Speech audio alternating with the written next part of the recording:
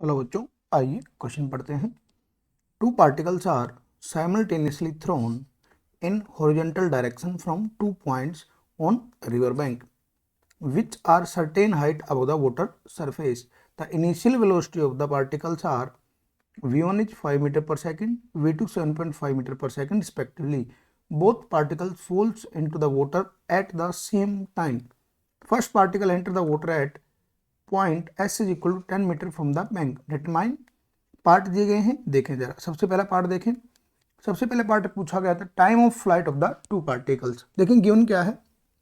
मान लो ये हमारा रिवर बैंक है और यहाँ दो पॉइंट हैं और which are certain height above the water surface.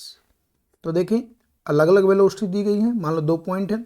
पहला पॉइंट है ये, यहाँ से पार्टिकल को हॉरिजॉन्टल डायरेक्शन में और यहाँ से ही पार्टिकल को हॉरिजॉन्टल डायरेक्शन में वेलोसिटी दी गई. तो पहले के लिए मैं वेलोसिटी गिवन है हमें v1 इज 5 मीटर पर सेकेंड और v2 इज 7.5 मीटर पर second respectively. Both particle fall into the water at the same time. तो यहाँ से पार्टिकल ड्रॉप किया गया और यहाँ से पार्टिकल ड्रॉप किया गया. दोनों पार्टिकल सेम टाइम पे, यानी टाइम सेम है जब दोनों पार्टिकल एक साथ गिरे. First particle enter the water at s is equal to 10 metre.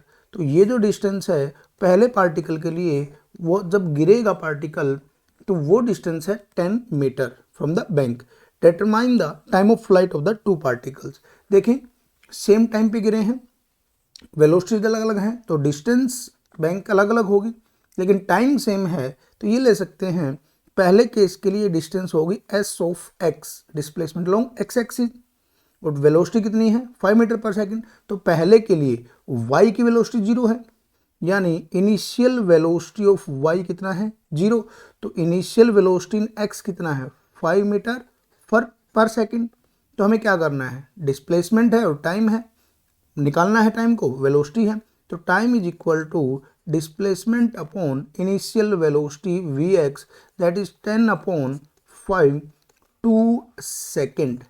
तो पहला पार्टिकल 2 सेकेंड पे गिरा है, दैट मीन्स सेम टाइम पे सेकेंड पार्टिकल भी सेम टाइम पे गिरा है. तो टाइम ऑफ फ्लाइट पर बोथ विल बी 2 सेकेंड. तो पहले पार्ट का आंसर है 2 सेकेंड.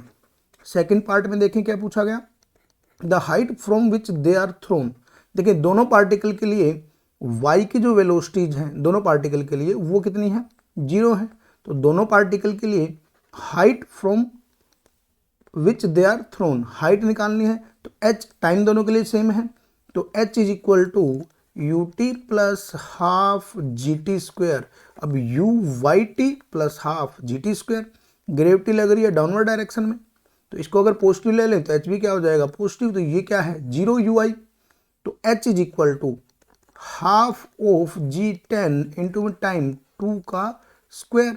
जब सोल्व करेंगे तो h इज इक्वल टू, देखिए सोल्व कर लें, हाफ इंटू में 10 इंटू 4, तो 20 मीटर. अगर g को यूज करें हम 10, अगर g को 9.8 यूज करेंगे तो 19.6 मीटर आ जाएगा ये हमारा आंसर. तो ये बी पार्ट का आंसर है. सी पार्ट देखें, सी पार्ट में पूछा गया the point where the second particle fall in the water.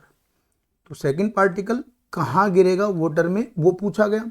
अब देखें हमें पूछा गया displacement of the second particle, कहाँ गिरेगा पार्टिकल. तो देखें डिस्प्लेसमेंट क्या आ जाएगी, s of x is equal to u of x into time of flight.